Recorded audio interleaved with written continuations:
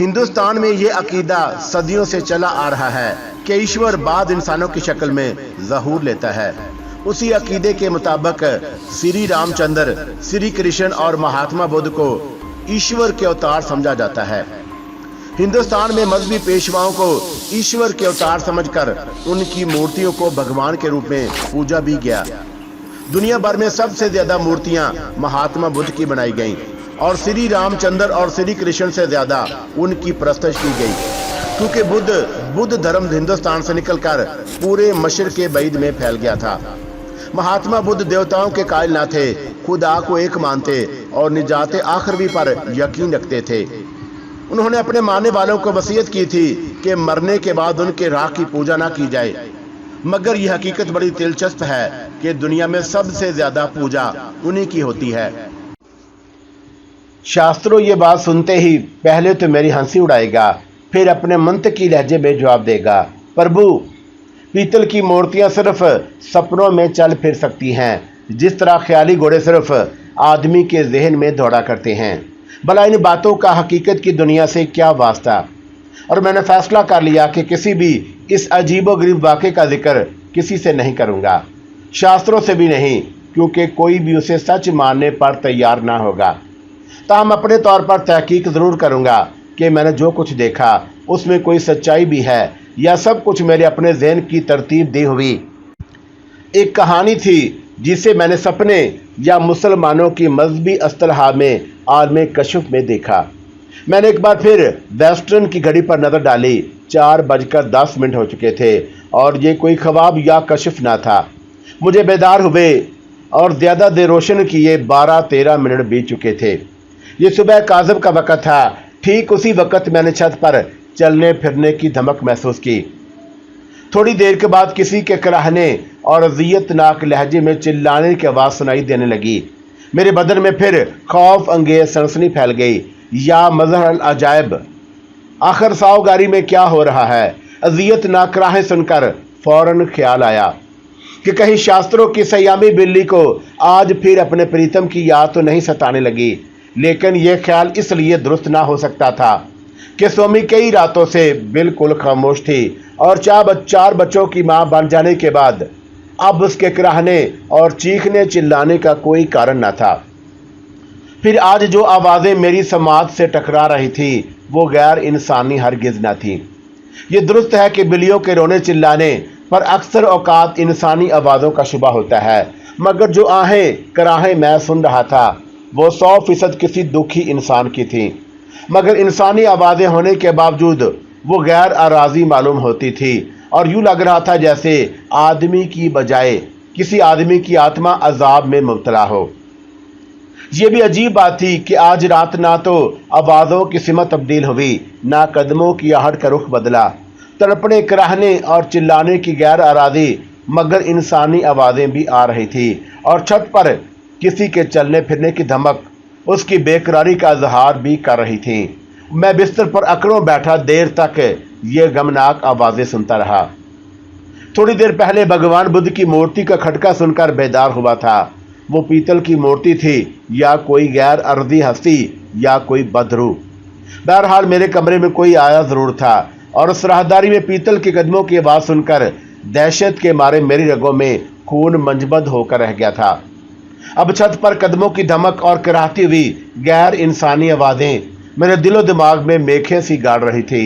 मैं बार बार घड़ी देखता, वक़्त बड़ी सुस्त रफ्तारी से गुजर रहा था, मगर अब नींद कहाँ, वैसे भी सुबह हो रही थी। गालबन 6 बजे के करीब शास्त्रों जगाने के लिए आया और मुझे बेदार देखकर बोला, प्रभु मालूम होता है कि आज रात फिर जागते रहे हैं। मैं बिस्तर से निकल आया और पूछा, शास्त्रों रात भर तेरी सयामी बिल्ली फिर रोती चिल्लाती रही? मैंने ये सवाल जानबूझकर किया। ख्याल था कि वह हैरत का इजहार करेगा, क्योंकि वो आवाज़ें बिल्ली की हरगिज़ ना थीं। मगर मेरी बात सुनकर उसके चेहरे पर गहरी अफसुर्दी छा गई और गमज़दा लहजे में कहने लगा, प्रभु वो मेरी सयामी बिल्ली नहीं बल्कि एक बूढ़ा बिल्ला है जिसकी आवाज़ ने आपको ज़रूर परेशान किया होगा। बूढ़ा बिल्ला? मैंने हैरत से उसकी तरफ देखा, मगर तूने तो बताया था कि यहाँ सिर्फ सोमी और रामा ही लाए गए थे, फिर यह बूढ़ा बिल्ला कहाँ से आ गया? मैंने तो यहाँ कोई बिल्ला नहीं देखा। वो सचमुच का बिल्ला नहीं प्रभु, तो फिर कौन है? स्वरूप साहू जी के बूढ़े दादा सागर साहू जी, स्वरूप जी के दादा। जी हाँ, बहुत बूढ़े हैं। उम्र 140 वर्ष की हो चुकी है और छठी पुश्त से उनका सिलसिला निसब साओ खानदान के बानी गोची साओ से मिलता है, जिसने निर्वाण हासिल करने के लिए रत्नागिरी को सवीराने में साई गारो की यह इमारत बनवाई थी। स्वरूप जी के दादा सागर साहू जी के जिक्र के साथ मैं उनकी 140 साल की उम्र सुनकर दंग रह गया। बड़ा अजीब इंकिशाफ हुआ था कि स्वरूप जी के दादा अभी तक जिंदा हैं। 140 वर्ष की उम्र भी इंतहाई गैर मामूली थी। गोया वो उम्र की 1.5 सदी पूरी कर रहे थे। शास्त्रों ने बताया कि सागर साहू जी बड़े ज़ईफ हो चुके हैं, जान सीने में अटकी हुई है, न दम निकलता है, न चैन आता है, न जाने सांस किस तरह चल रहा है। कभी कभी उन्हें दौरा पड़ता है तो कराहने और चिल्लाने लगते हैं। रात उन्हें फिर दौरा पड़ा था। मालिक अपने दादा के लिए बड़े दुखी हैं, बेचारे रात भर परेशान रहे। ये मालूमात मेरे लिए हैरत अंगेज थीं। अखबारात में बाद तवील उम्र आदमियों के बारे में खबरें पड़ी थीं। कुछ अरसा पहले 128 साल की उम्र में वफात पाने वाले एक आदमी की तस्वीरें भी छपी थी, मगर मालूम ना था कि साओ गाड़ी में 140 वर्ष का कोई बूढ़ा भी रहता है। तजुब है, और मैंने सागर साहब जी को नहीं देखा, ना स्वरूप जी ने उनका जिक्र किया। प्रभु, आपको यहाँ आए हुए अभी दिन ही कितने हुए हैं, फिर आप साहूगारी के सब बासियों से मिले कब हो?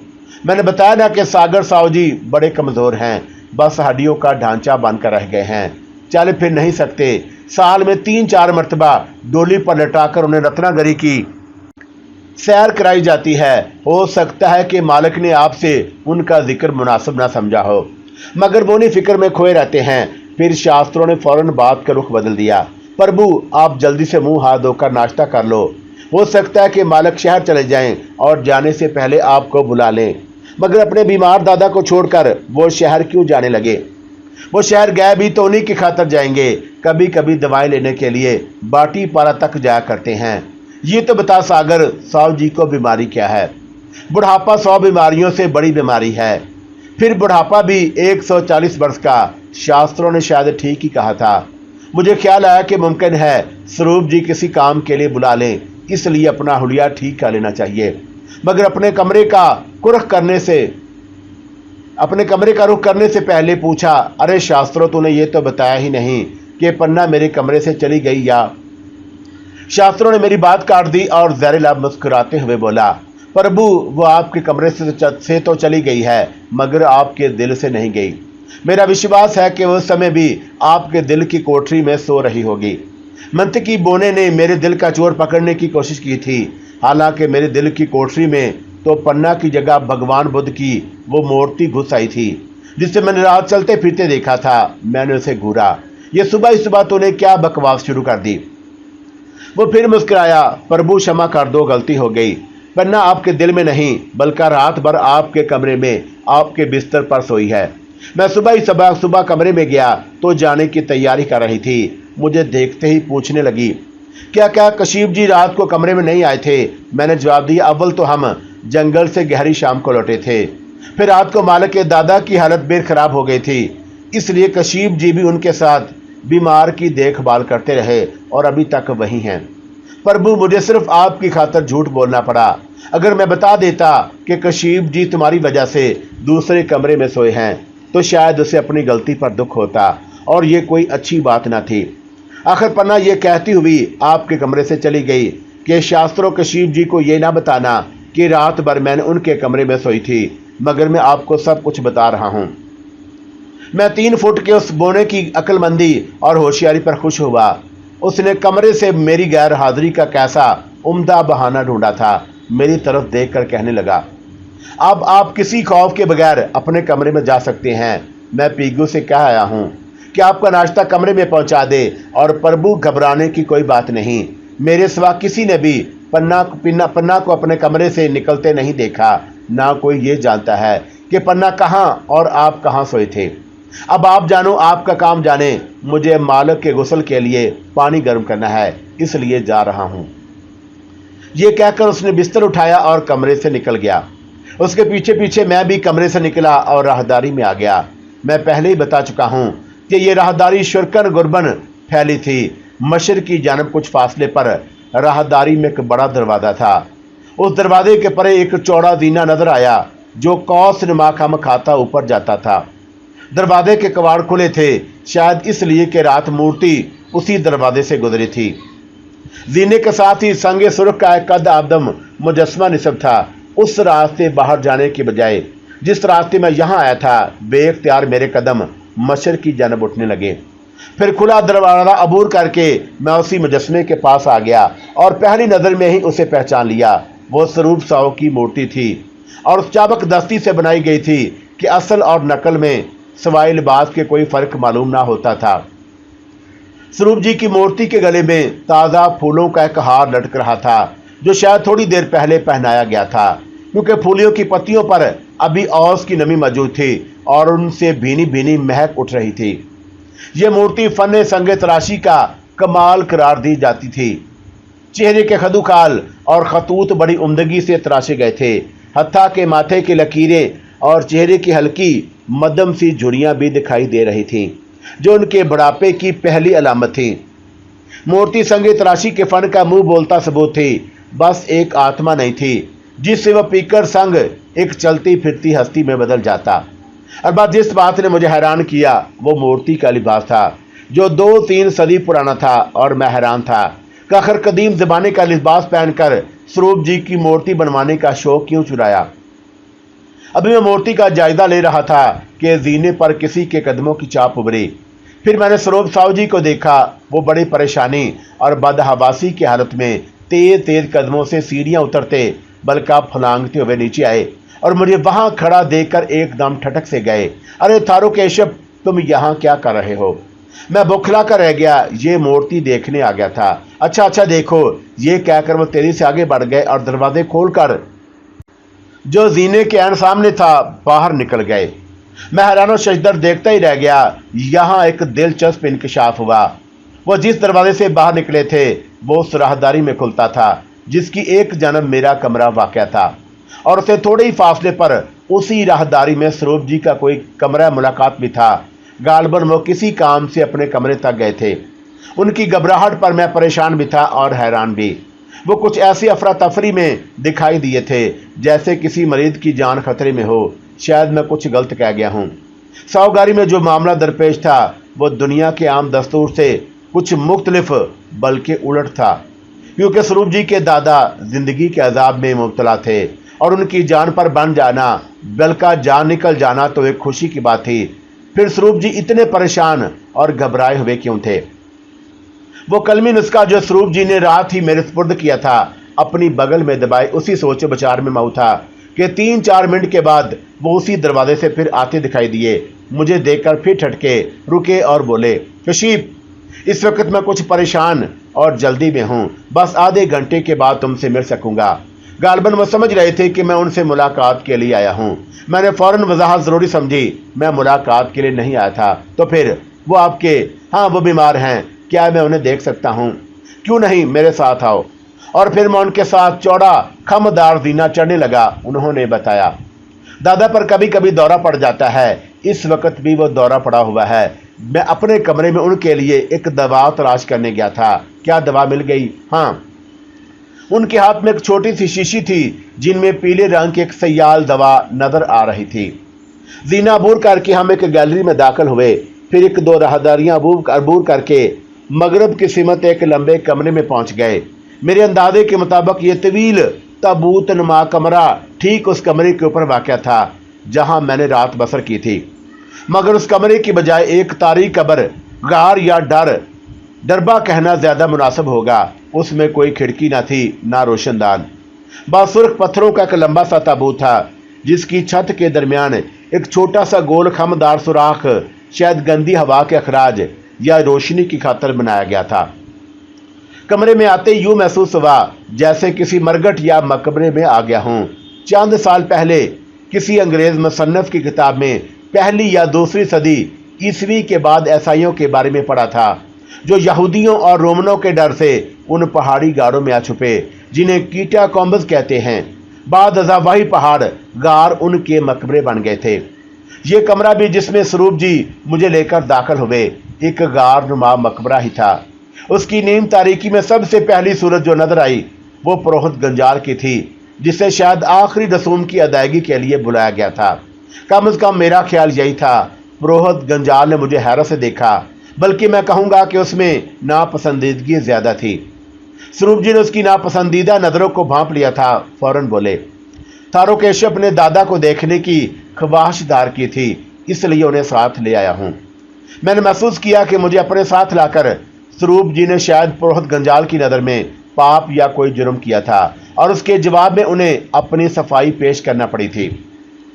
उसके साथ ही उन्होंने एक गोशे की तरफ उंगली उठाई। मैंने उनकी उंगली की सीध में देखा तो उस गोशे में फर्श पर काई बिछी थी और हड्डियों का एक ढांचा, एक मुश्त अस्तकवान, जिसे अगर हम इंसान कह सकते हैं, तो उस पर काई पर बेहिस्सो हरकत लेटा था। पहली नज़र में गुमान गुजरा जैसे वह सदियों से इसी तरह जिंदगी के दिन पूरे कर रहा हो और वह अजीम और लाजवाल हस्ती जिसे लोग कुदरत कहते हैं उस बूढ़े फरतूत की जान निकालना भूल गई है। वही स्वरूप साहु जी का बूढ़ा दादा सागर साहु जी था जो 140 साल की उम्र को पहुंच गया था। उस कमरे, मकबरे या ताबूत में चारपाई नाम की कोई शय न थी। अगरचे ये कमरा, जैसा कि मुझे बाद में मालूम हुआ, उसकी मुस्तकिल रहायशगाह था, मगर चंद कपड़ों के अलावा जो खूंटी पर लटक रहे थे वहाँ कोई काबिल जिक्र चीज न थी। उसी गोशे में एक तरफ कांसी के चंद बर्तन थे या 2-3 चौबी चौकियाँ जो बुद्ध घरानों में अमूमन कुर्सियों की बजाय बैठने के काम आती हैं। उस ताबूतनुमा कमरे की कुल कायनात थी। हाँ, एक चीज़ और भी थी, भगवान बुद्ध की पीतल की एक कद आदम मूर्ति जो मरीज की नज़रों के सामने दूसरे गोशे में किसी जीते जागते आदमी की तरह इस्तादा थी। मैं उसे देखते ही दम बखुद रह गया और खौफ की एक लहर मेरे जिस्म में दौड़ने लगी, क्योंकि यह 100% वही मूर्ति थी जो रात अपने पीतल के कदमों से चलकर मेरे कमरे में आई और कल्ब व ज़हन के अलावा मेरे जिस्म को भी माऊफ करके चली गई थी। मैं उसे दूसरी बार स्वरूप जी के बूढ़े दादा के कमरे में देख रहा था और यह एहसास मुझे परेशान करने लगा कि रात हकीकत या रोया में जो मूर्ति मेरे कमरे में आई और जिसके कदमों की आवाज़ मेरी समाज से टकराती रही, वो यही थी जो सागर साहु जी के उस ताबूत में खड़ी है। इस एहसास के साथ एक बार फिर मुझ पर वहशत सी तारी होने लगी। हालांकि मैं वहां तनहा ना था। स्वरूप जी थे, पुरोहित गंजाल था और उसका नायब शंकर था और तीनों बूढ़े को दवा पिलाने पर गौर कर रहे थे, जिसकी हालत देखकर मैं तो यही समझा था कि वह परवान छोड़ चुका है। मरीज काई के बिछौने पर किसी लाश की मानद बेहिस्सो हरकत लेटा छत को घूरे जा रहा था। शायद घूरने का लफ्ज़ मुनासिब ना होगा, क्योंकि उसमें ज़िंदगी का तासर मिलता है और मैंने जिस ढांचे को देखा उसमें ज़िंदगी नाम की कोई शय न थी। फिर भी वह छत को घूर रहा था, शायद इसलिए कि उसकी आंखें, जिनके डेलों पर चर्बी की हल्की सी सफ़ेद तह चढ़ आई थी, तारा बनी छत की कड़ियों पर लगी थी। पलकी और भूमें रुई की तरह सफ़ेद थी। सर के बाल देखकर मालूम होता था कि गोया सर पर बर्फ़ की पोटली रख दी गई हो। अलबत्ता दाढ़ी मूंछें उस उम्र और उस हालत में भी साफ थी और शेव किए कई दिन हो गए थे, इसलिए चेहरे पर निकले हुए बालों का सफ़ेद गुबार सा बिखरा नजर आ रहा था।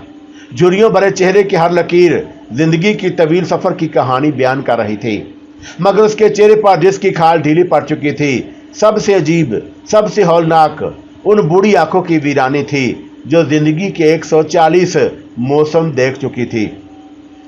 मैंने वो आंखें और उनकी वीरानी भुलाने की बहुत कोशिश की, मगर आज तक नहीं भूल सका। वो आंखें किसी मरगड़ की तरह उजाड़, सनसान, खौफनाक और उनके अंदर पुतलियां पत्थर या शीशे की गोलियों की मानद साकत व सामत थीं। यूं तो सागर साहु जी का पूरा जिस्म हड्डियों का ढांचा बन गया था, जिस पर झुर्रियों भरी बूढ़ी खाल ढीली पड़ जाने से जिस्म की हैबत कज़ाई एक अजीब लर्जा खेज मंजर पेश कर रही थी। लेकिन उन आंखों की वीरानी तो एक खामोश फरियाद बनकर रह गई और मेरे अंदर का तारोकेश वो फरियाद सुन रहा था जो कह रही थी, मुझे दुनिया से, जीवन से, इस शरीर से निजात दिलाओ। ना सिर्फ उस वीरान उजाड़ आंखों में बल्कि पूरे जिस्म में कोई हरकत, कोई जुम्बश न थी। गोया वो पत्थर का कोई ढांचा था जिसमें जिंदगी का दम था। मुझे तो यूं लगा जैसे बूढ़े की आत्मा शरीर छोड़ चुकी है और उसे जीवन के अजाब से निजात मिल गई है, मगर दरअसल ऐसा न था। वह तखबानी जिस्म, मुरझाई हुई मैली खाल जिसे हड्डियां भी छोड़ चुकी थी, जुड़ियों से भरा हुआ चेहरा, जिस पर गहरी काली लकीरों ने मकड़ी का जाल सा बुन दिया था। रुई की माना सफेद बाल, छत पर लगी हुई उदास खाली खाली दहशत अंगेज आंखोली आंखें और उन आंखों की पुतलियों पर चढ़ी हुई चर्बी की सफेद तह देखकर मेरे जिस्म में बेपनाह रंजो गम के साथ खौफ की एक ठंडी लहर सरसराई और जिस्म रूह समेत मेरा पूरा सरापा काम कर रह गया। क्योंकि इस वक्त जो इंसान मेरे सामने था वह जिंदगी और उसके बलूला अंगेज हंगामों से कोसों दूर जा चुका और ऐसी मंजिल पर पहुंच गया था जहां जिंदगी का हर रास्ता खत्म हो जाता और आदमी उसके भूत का शुबा होने लगता है। बूढ़े शास्त्रों ने सागर साहू जी के बुढ़ापे का जिक्र कुछ इस तरह किया था कि बेख्तियार मेरे दिल में 140 साल के बूढ़े को देखने की ख्वाहिश पैदा हुई और यही ख्वाहिश मुझे उस ताबूत नुमा कमरे तक ले आई थी। मगर अब सोच रहा था कि काश मैंने ये ख्वाहिश ना की होती, क्योंकि उस अर्जल उम्र बूढ़े को देख लेने के बाद मेरे दिल में जीने और जिंदा रहने की वो तमाम आरज़ुएं जिनकी खातर आदमी शहरों और वीरानों में भागा फिरता है दम तोड़ गई थी। जैसे किसी ने उन हसीन आरज़ुओं को फांसी के तख्ते पर लटका दिया था। इंसान का वो अंजाम जो सागर साहू जी की शक्ल में नजर आया इतना वहशत अंगेज था कि कमजोर दिल का कोई आदमी उसे देखने की भी ताब नहीं ला सकता। मैं एक सख्ते किसी हालत में खड़ा था, मगर स्वरूप जी और पुरोहित गंजाल उस लाश के करीब बैठे उसे दवा पिलाने की कोशिश कर रहे थे। अचानक ख्याल आया कि मुझे खुद को संभालना चाहिए। एक झुरझुरी लेकर मैंने अपने हवास दुरुस्त किए और उनकी तरफ देखने लगा। पुरोहित गंजाल ने बूढ़े का बायां बाजू ऊपर उठाया, एक दो लम्हे उठाए रखा, फिर छोड़ दिया और बेजान बाजू हड्डी की तरह आप से आप धब की आवाज के साथ फर्श पर आ गिरा। कमरे में आवाज ने मौत का सा लर्जा तारी कर दिया, मगर उसके साथ ही बूढ़े के बाएं बाजू में कफीर सी हरकत पैदा हुई, जैसे चूंटी एक कदम चल कर रुक गई हो। मैं ये देखकर कांप उठा कि ये लाश अभी जिंदा है। अचानक स्वरूप जी ने मेरी तरफ देखे बगैर कहा, कशीफ जरा आगे आओ। सर्दी के बावजूद मुझे पसीना आ गया था। कपकपाते जिस्म के साथ आगे बढ़ा और उनके करीब ही बैठ गया। अब सागर साहू जी का चेहरा मेरी आंखों से बहुत करीब था, मगर इतनी कुर्बत के बावजूद बूढ़े के चेहरे पर जिंदगी का कोई निशान दिखाई ना दिया। वो चेहरा मौत के एलची की तरह सर्द, बेहिस और बेहानक था और थोड़ी देर पहले चूंटी की सी जो हरकत नजर आई फिर मादूम हो चुकी थी। स्वरूप जी ने दवा की वो शीशी उठाई जिसे निचले कमरे से लेकर आए थे और पुरोहित गंजार से कहा, जरा इनका मुंह खोल दो और कशीफ तुम इनकी मदद करो। पुरोहित ने बूढ़े का मुंह खोलने के लिए जोर लगाया, मगर वो इतनी सख्ती से बंद था कि खुल ना सका। फिर उसने लोहे की एक पतली लेकिन मजबूत सलाख बूढ़े के मुंह में डालकर जोर लगाया। मैंने फिर जबड़ा संभाला और उस वक्त उस ताकत आजमाई के नतीजे में एक झरी सी पैदा हुई और स्वरूप जी ने उस झरी में पीला सियाल दवा के 10 कतरे गिन गिन कर टपकाए। शंकर ने जो सरहाने की तरफ बैठा था बूढ़े का सर ऊपर उठाया ताकि दवा के कतरे हलक के अंदर चले जाएं। चंद लम्हों के बाद उसे छोड़ दिया गया और अकड़ा हुआ जिस्म काई के बिछोने पर साकत हो गया। सागर साहू जी का जिस्म बर्फ की तरह ठंडा हो रहा था। उसमें जीवन की कोई गर्मी नाम को भी ना थी, बल्कि जब मैंने मुंह खोलने के लिए बूढ़े का जबड़ा संभाला तो मौत की सी वो ठंडक मेरे हाथों में भी सरायत करती चली गई। मगर अब मैं देखना चाहता था कि पीली सयाल दवा के 10 कतरे 140 साल के इस बूढ़े पर क्या असर करते हैं। मेरी तरह स्वरूप जी, गंजाल और शंकर भी बड़े गौर से हड्डियों के उस ढांचे को देख रहे थे जो काई के बिछोने पर चित लेटा था। 8 जिंदा आंखें दवा ऐसी खुली आंखों पर टकी हुई थी और जिनमें जिंदगी का कोई दम न था। पपोटों में कोई हरकत ना थी, ना पलकों में कोई जुम्बश। फिर पथराई हुई पुतलियां तो कोई और ही खबर दे रही थी जिनसे खौफ आता था। चंद सातें उसी कफियत में गुजर गईं। शायद बूढ़ा जिस्म जिंदगी की हरकत से हमेशा के लिए महरूम हो गया था, मगर 2 मिनट के बाद पीले सयाल ने हैरत अंगेज मौजदा दिखाया। सबसे पहले बूढ़े के माथे पर उभरी हुई नसों में मामूली सी हरकत हुई, फिर वो नसें दम तोड़ते हुए किसी कीचुए की मानत तड़पने लगी। साथ ही सफ़ेद पलकों में लर्जश हुई, फिर आंखों के अंदर सफ़ेद पुतलियां कांप कर रह गईं और तारा सी आंखों में जिंदगी का दम लौट आया। उसी असना में बूढ़ी आंखों से ढलते नील के 2 कतरे निकलकर बूढ़ी खाल पर लड़क गए और मकड़ी के जाल की तरह चेहरे की लातादाद झुर्रियों में भी जीवन की लहर दौड़ने लगी। बूढ़े ने एक दो बार पलकें झपकी और गीली पलकों की ओर से अपने तीमारदारों और मालजों को यूं देखा जैसे उनसे शिकायत कर रहा हो कि इस बूढ़े जिस्म के जाल से जिंदगी का दम क्यों नहीं निकलता। मैंने अपनी आंखों के सामने मुर्दे को जिंदा होते देखा। उस बूढ़े चेहरे पर नजर डाली जो चंद लम्हे पहले मौत से हमकिनार था, मगर अब उस पर एक अजीब सी मायूसी और बेयकीनी तारी थी। उन उजाड़ और वीरान आंखों को देखा जिनमें अब हसरत और बेचारगी थी। मैं वो कफियत अल्फाज में बयान नहीं कर सकता, क्योंकि किसी भी जुबान के अल्फाज ये कफियत बयान करने से कासर हैं। जिससे बूढ़ा दो चार था, अलबत्ता जब मैंने उसके चेहरे को बगौर देख रहा था तो झुर्रियों के जाल में लिपटी हुई वो सूरत कुछ देखी बाली सी मालूम हुई। और फिर मैंने स्वरूप जी की तरफ देखा। ये कोई हैरत की बात ना थी कि दादा पोते की शक्लों में काफ़ी मुशाबत पाई जाती थी, जिसे सागर साहू जी के गैर मामूली बुढ़ापे ने अपनी झुर्रियों में छुपा लिया था। मैंने सोचा कि जब सागर साहू जी 60-65 वर्ष की उम्र का होगा, यकीनन उसकी सूरत उस वक़्त के स्वरूप साहू जी से बहुत मिलती जुलती होगी। बाद खानदानों में ना सिर्फ बाप बेटा बल्कि दादा पोता भी हैरत अंगेज हद तक हम शक्ल होते हैं। बहरहाल स्वरूप साहू जी और सागर साहू जी मगर कोई मुशाबत थी भी तो मौखरल अजर जिक्र अजल बदोश बूढ़े ने यकसानियत का हर नकश गारत कर दिया था और मुशाबत का बस एक शराब सा बाकी रह गया था। होश में आने के बाद भी बूढ़ा बदस्तूर काई के बिस्तर पर लेटा रहा, मगर उसकी आंखों में तहैयर की झलक अब साफ नजर आ रही थी, जो शायद मुझे देखकर पैदा हुई थी, क्योंकि मैं उसके लिए बिल्कुल नया आदमी था। वो चंद लम्हे बड़े गौर से मेरी तरफ देखता रहा, जैसे मेरा हदूद और राबा जानने की कोशिश कर रहा हो। फिर उसके खुश्क होंठ, जो थोड़ी देर पहले लकड़ी की तरह सख्त हो गए थे, होले होले फड़फड़ाए और बूढ़े हलक से एक अजीब सी आवाज़ निकली, जिसका मतलब समझने से मैं कासर था। उसने जिस जुबान में बात की वो जुबान तो बेशक असामी थी, मगर अल्फाज मेरे लिए अजनबी थे। फिर बुढ़ापे की वजह से लहजा भी काबू में ना था। अल्फाज की बजाय उसकी हलक से सू सर की एक ला यानी चीख निकल कर रह गई, मगर क्यास कहता था कि वो मेरे बारे में ही कुछ पूछ रहा है। ये क्यास गलत ना था। स्वरूप जी के हाथों से इशारे करके मेरे मुतल्लक बताने लगे। मैं नहीं जानता कि उन्होंने इशाराती जुबान में बूढ़े को क्या बताया, क्या समझाया, मगर दूसरी लम्हे सागर साहू जी की वीरान आंखों में आस की एक किरण सी चमकने लगी। कुछ देर दादा पोता में इशाराती गुफ्तगू होती रही।